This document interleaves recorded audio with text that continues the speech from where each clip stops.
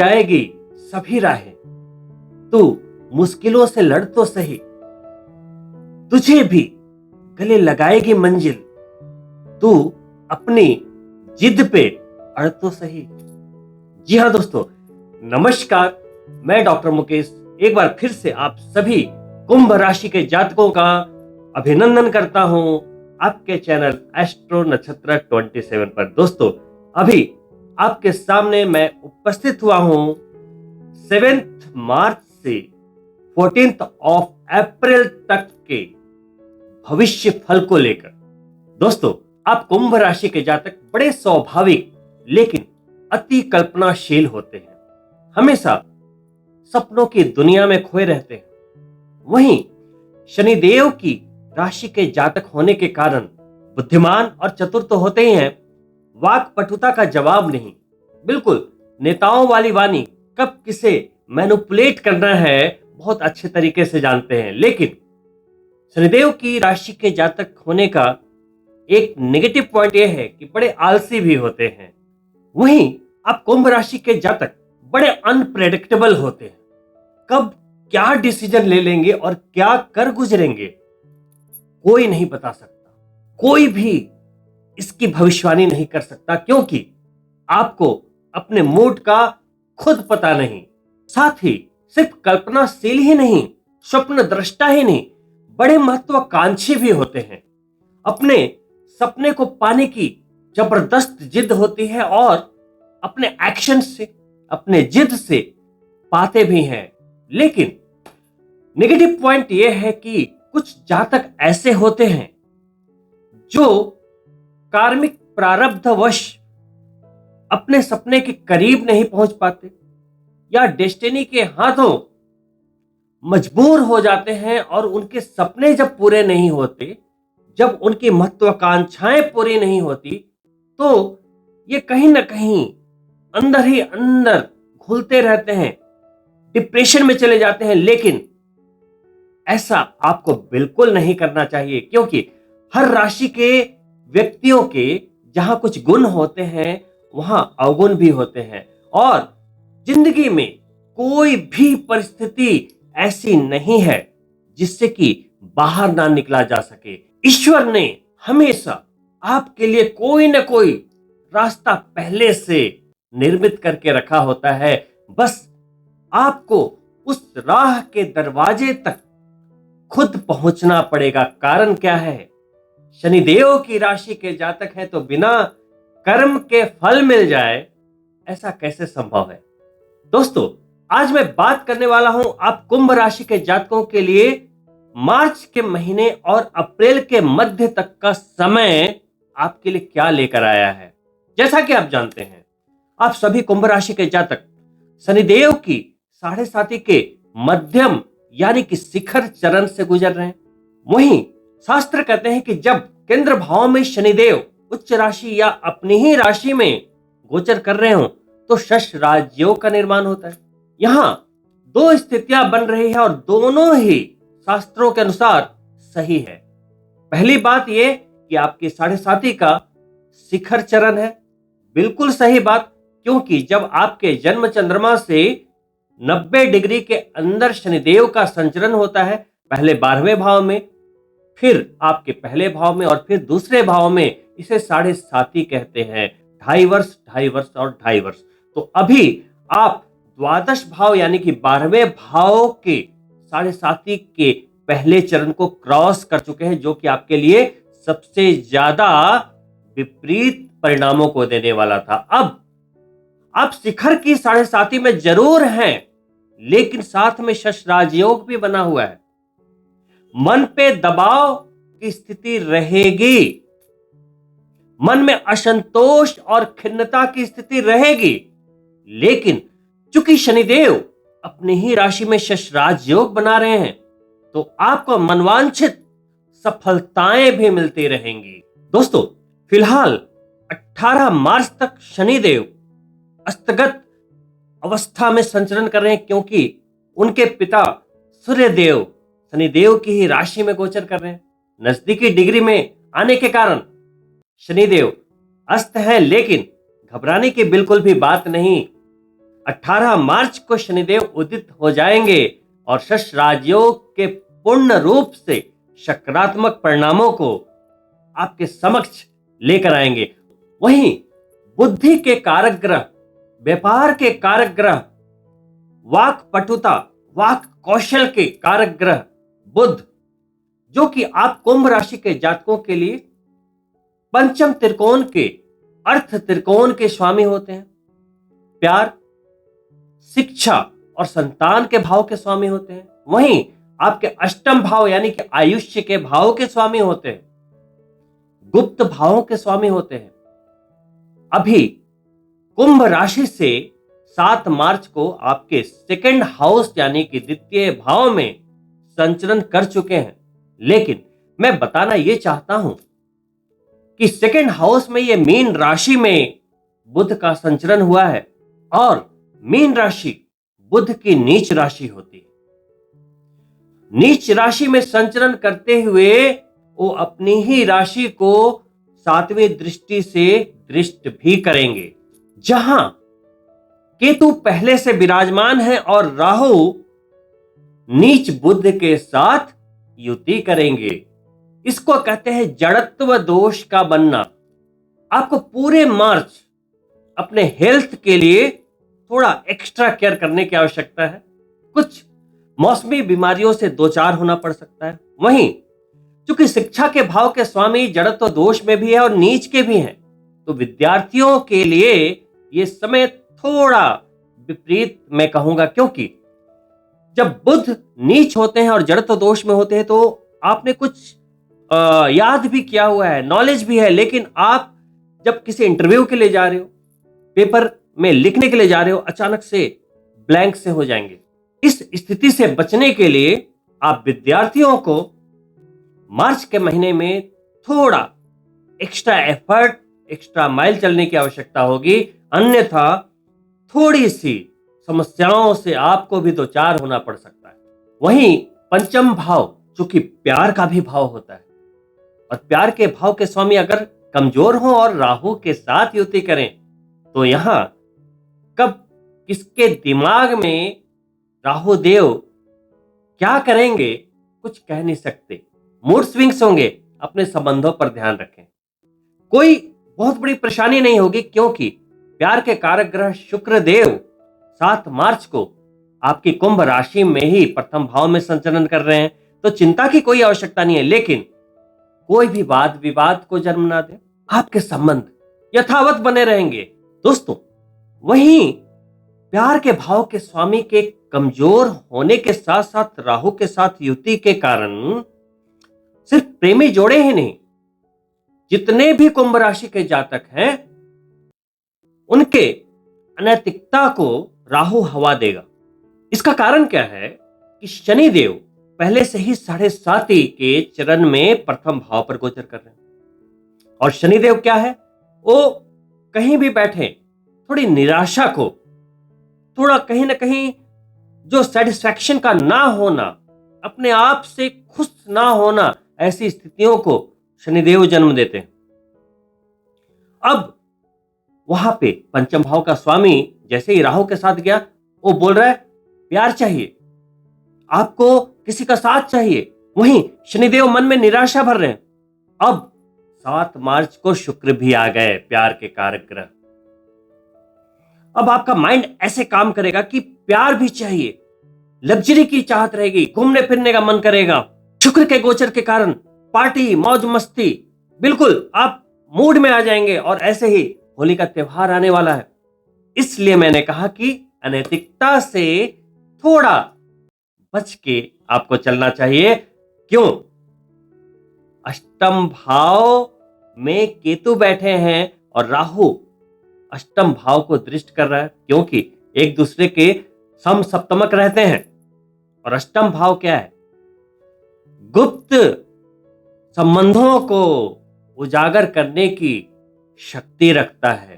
तो कहीं ना कहीं से प्रचुर मात्रा में धन का लाभ तो होना बिल्कुल तय है। वहीं पे यदि आप नए घर या गाड़ी खरीदने के लिए कोई भी प्लानिंग कर रहे थे, तो ये वक्त बहुत ही बढ़िया, क्योंकि राहु सेकंड हाउस में इस योग को और बनाते हुए, और मंगल देव भी जो प्रॉपर्टी के कारक हैं, 15 मार्च को कुंभ राशि में ही गोचर करने वाले हैं, और यहां पे शुक्र और मंगल की युति हो जाएगी और आपके सारे सपने सच हो सकते हैं।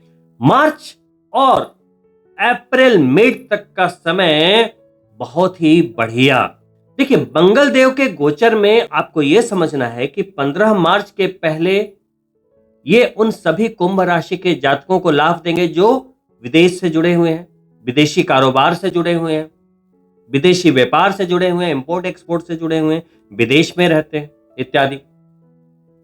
वहीं 15 मार्च को जैसे ही मंगल देव आपके पहले भाव में कुंभ राशि में ही गोचर करेंगे, तो देखिए कुंभ राशि में वहां पे मंगल शुक्र की युति होगी, और मंगल शुक्र की युति पुनः अनैतिक संबंधों को हवा देने वाली होती है। शास्त्रों में लिखा है कि शुक्र और मंगल जब जब भी मिलते हैं, काम वासना की वृद्धि करते हैं, वहीं आपके जोश और जुनून की भी वृद्धि कर देते हैं।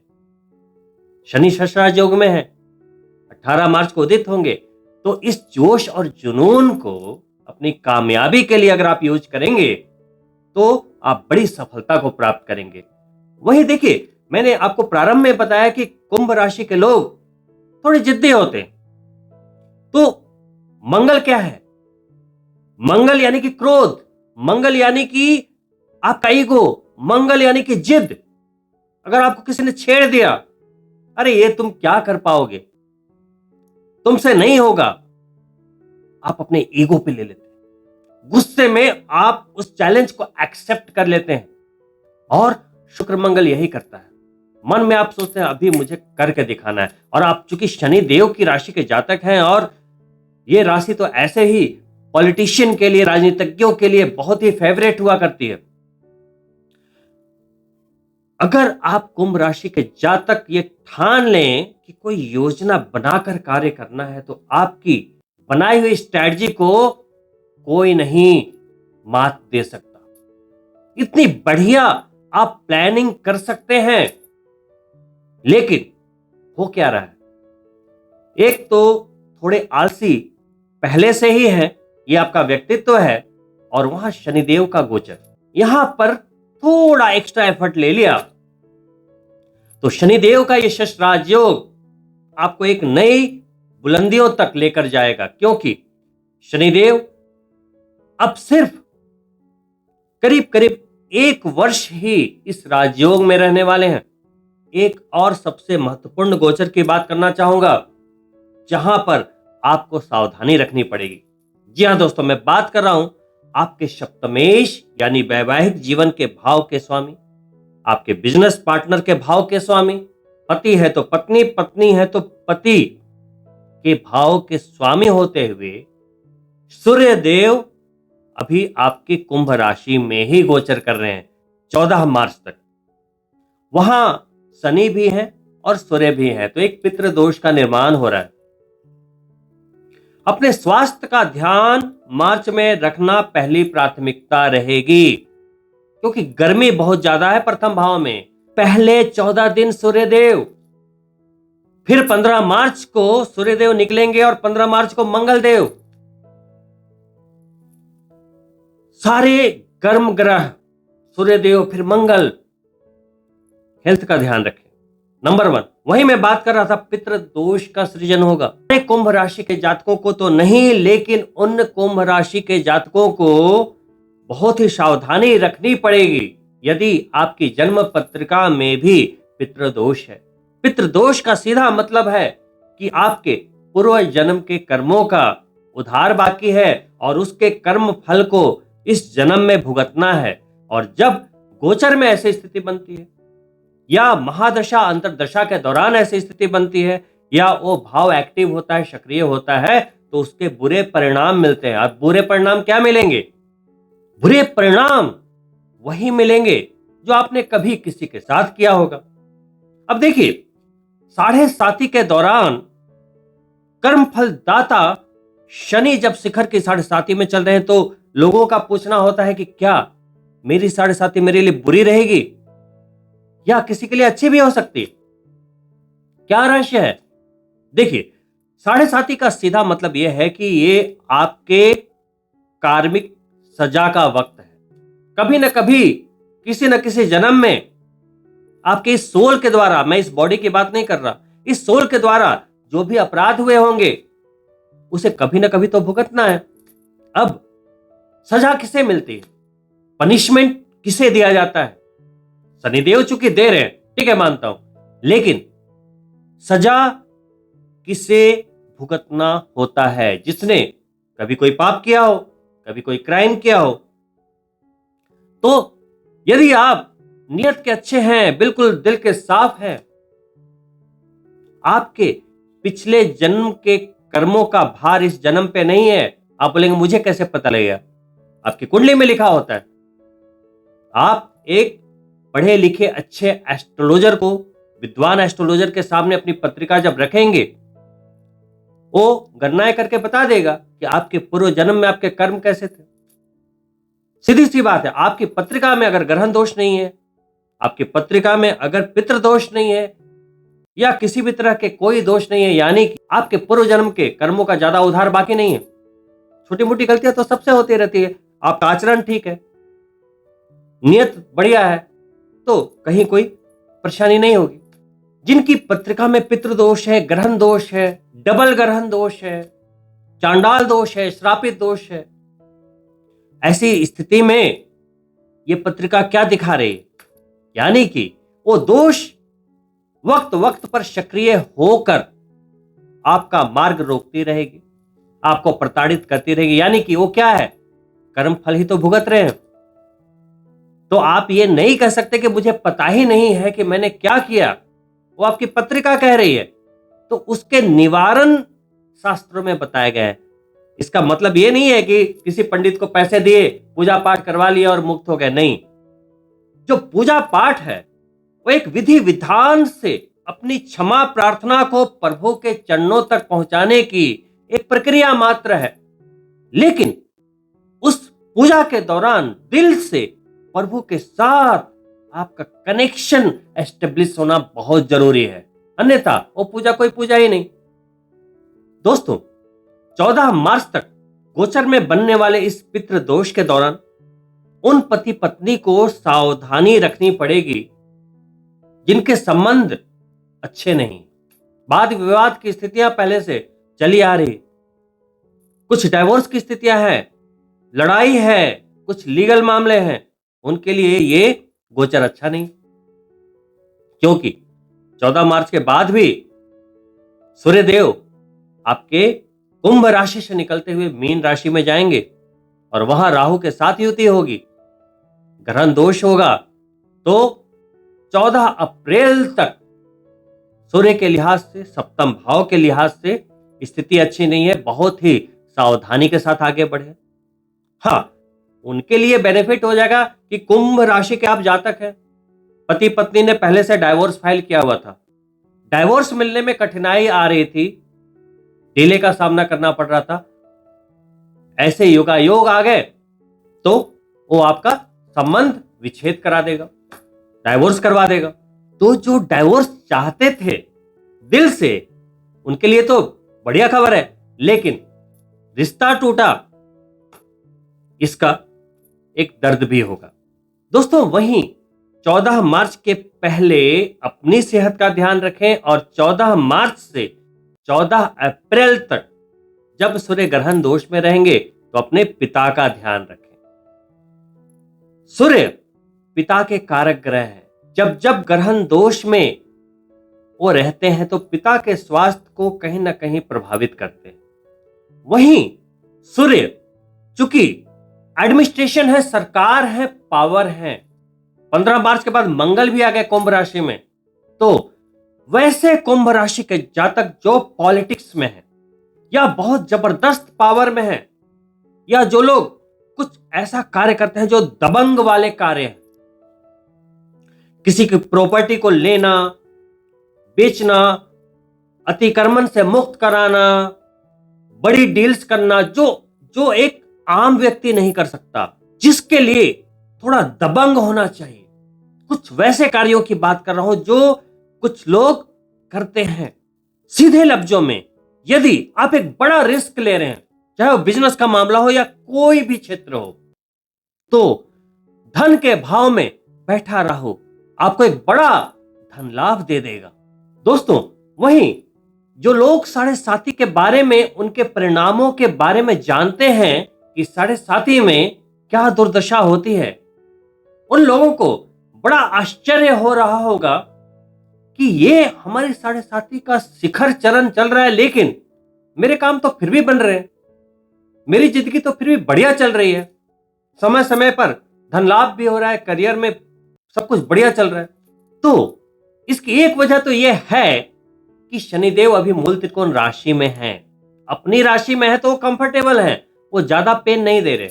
वहीं दूसरी एक स्ट्रॉन्ग वजह और भी है कि आपकी जन्म चंद्रमा से तीसरे भाव में देवगुरु बृहस्पति संचरण कर रहे हैं। तीसरा भाव हमारे छोटे भाई बहनों का होता है, हमारी मानसिकता का होता है, रिस्क लेने की क्षमता का होता है। वहां एक सकारात्मक प्लैनेट का होना बहुत बड़ी बात है। उनकी सीधी 7वीं दृष्टि भाग्य के भाव पर जा रही है, तो साढ़े साथी के इस फेज में भी भाग्य का साथ मिला हुआ है। 5वीं दृष्टि से व्यापार के भाव को देख रहे हैं, जीवन साथी स्पाउस के भाव को देख रहे हैं, वैवाहिक जीवन के भाव को देख रहे हैं।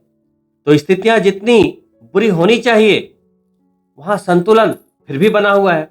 लेकिन अभी जो मैंने बात की कि 14 अप्रैल तक जब पितृदोष और ग्रहण दोष वाला मैटर है गोचर में, ऐसी स्थिति में आपको संभल कर चलना फिर भी अनिवार्य रहेगा।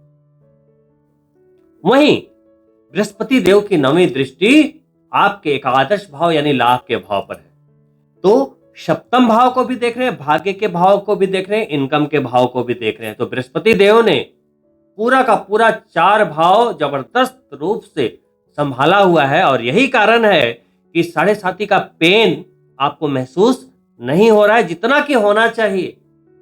न्यूनता है आपके दर्द में, आपकी निराशा में, यह खुशी की बात है। लेकिन मैं आपको चेतावनी देना चाहूंगा कि मार्च के महीने में और अप्रैल के महीने में जबरदस्त लाभ उठा सकते हैं तो उठा लें, क्योंकि देवगुरु बृहस्पति तीसरे भाव से अब निकलने वाले हैं। आने वाले वीडियो में मैं बात करूंगा देवगुरु बृहस्पति के संचरण की, जो आपके जन्म चंद्रमा से अब काफी समय के लिए आपके चतुर्थ भाव में, सुख के भाव में रहेंगे, और उनकी डायरेक्ट 7वीं दृष्टि चली जाएगी करियर के भाव पर। बहुत जबरदस्त समय आने वाला है। राहु धन के भाव में है, एक जबरदस्त धन लाभ को दिखाता हुआ। तो आपको कोई एक्सक्यूज मन में नहीं रखना चाहिए। देखिए, जो लोग काम करने वाले हैं उन्हें इस बात से कोई मतलब नहीं कि आज गर्मी है या सर्दी है या बारिश हो रही है। वो अपनी मंजिल के लिए, अपने लक्ष्य के लिए, अपने सपने को पूरा करने के लिए हर हाल में, हर दिन कार्य करेंगे। वहीं जिन्हें बहाना बनाना होगा, तो आज जी बारिश हो गई, आज गर्मी है, आज सर्दी है, ये एक्सक्यूजेज बनाते रहेंगे। निर्णय आपका है, आपको क्या करना है। दोस्तों, मानता हूं सफलता तो हर किसी को मिलनी है, पैसे सबके पास आने हैं, लेकिन सही समय पर आना जरूरी है। 70 और 80 साल में करोड़पति बन भी गए, क्या करोगे उस पैसे का। कुछ लोग जो 40, 50, 55 की एज में हैं, वो लोग गिव अप कर देते हैं। अरे साढ़े साथी चल रही है, मेरी तो उम्र निकल गई, अब मैं क्या करूं। तो मैं आपको बताना चाहूंगा कि अगर आपके सपने बड़े हैं, हौसला है, तो आपके लिए एज इज जस्ट नंबर। आपने सुना होगा डायना न्यात के बारे में। 60 प्लस की उम्र में वो एक अमेरिकन स्विमर है। उनकी बायोपिक आई है, आप देखना नेटफ्लिक्स पे, NYAD। मैं उनकी पब्लिसिटी नहीं कर रहा हूं नेटफ्लिक्स की। अगर आपने वो मूवी देख ली ना, तो आप ये कहना छोड़ दोगे कि मेरे लिए ये असंभव है। दुनिया की हर चीज आप पा लेंगे, बस क्या होना चाहिए? जिद। डायना न्यात एक स्विमर थी और उनका सपना था कि वो क्यूबा से फ्लोरिडा 110 किलोमीटर ओपन समंदर में तैर कर पहुंचे। उन्होंने इसके लिए 5 अटेम्प्ट्स किए। 1978 में पहला अटेम्प्ट किया, फिर 2011 में दूसरा अटेम्प्ट किया और 2011 के ही सितंबर में तीसरा अटेम्प्ट किया। लेकिन बार बार वो फेल होती रही। कभी हेल्थ की चैलेंज आ जाए, कभी जेलीफिश के काटने पे कुछ प्रॉब्लम आ गई, क्योंकि ओपन समंदर में बिना किसी सपोर्ट के वो स्विम कर रही थी।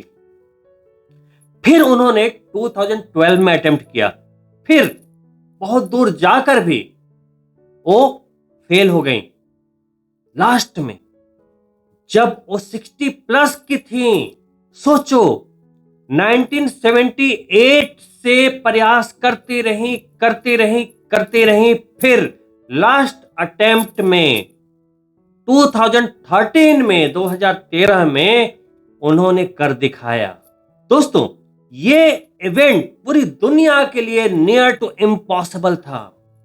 एक तो 60 प्लस ईयर की महिला 110 किलोमीटर की लेंथ, वो भी ओपन समंदर में, क्यूबा टू फ्लोरिडा, और हम यहां पे एसी ऑफिस में बैठकर अपने सपने को चेस नहीं कर पाते। दोस्तों, 35 वर्ष के बाद, लगातार 4 असफलताओं के बाद 5वीं बार जब 2013 में उन्होंने अपने सपने को चेस किया और लड़खड़ाती कदमों से जब उन्होंने फिनिश लाइन को टच किया, तो उन्होंने बस कुछ शब्द बोले, age is just a number. अपने सपने को कभी मरने मत दो। जब तक अपने सपने को आप पा ना लो, हार ना मानो।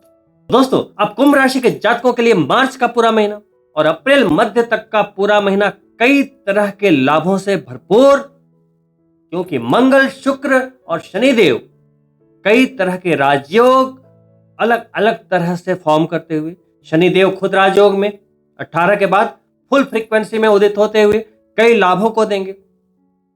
लाभेश युति करेंगे शनिदेव से, तो जब सस राजयोग में शनि है और लाभ के स्वामी वहां पर होंगे, तो प्रमोशन, व्यापार में जबरदस्त लाभ, ख्याति की प्राप्ति, कुछ भी असंभव नहीं। वहीं वैभव लक्ष्मी के दाता शुक्रदेव आपके जन्म चंद्रमा पर गोचर कर रहे हैं और वहां से निकलने के बाद भी वो धन के भाव में ही जाने वाले हैं। आपके योग कारक ग्रह होते हैं, तो समय हर तरह से अच्छा उन लोगों के लिए भी जो आर्ट की फील्ड से जुड़े हैं, क्योंकि शुक्र देव क्या है? Perfection, art. Rahu second house में है, सोशल मीडिया, इंटरनेट। शनिदेव षष्ठायुग में है, तो आईटी फील्ड से जुड़े लोग। मंगल देव लाभेश है, तो real estate, energy, medical profession. हर तरह के लोगों के लिए जबरदस्त योगा योगों से भरा हुआ यह 1.5 मंथ। इसके आगे की जानकारी जल्द ही दूसरी वीडियो में आपके सामने होगी। वहीं देवगुरु बृहस्पति के संचरण से संबंधित वीडियो भी बहुत ही जल्द आपके सामने आने वाली है। अंत में आपसे आग्रह करूंगा कि अगर आप मेरे चैनल को पहली बार देख रहे हैं तो सब्सक्राइब करना ना भूलें। वहीं अगर आपको यह वीडियो पसंद आया हो, लाइक करें और अपने मित्रों के लिए शेयर भी अवश्य करें। अपनी सफलता और अपने सपने को पाने के लिए प्रयास करते रहें, क्योंकि एक बड़ी सफलता और एक एवरेज होकर रह जाने में बस आपके जिद के अनुपात का ही अंतर होता है। तो अपने जिद को बढ़ाइए और हर सपने को पा लीजिए। बहुत ही जल्द मिलता हूं दूसरी वीडियो में, तब तक के लिए नमस्कार मित्रों।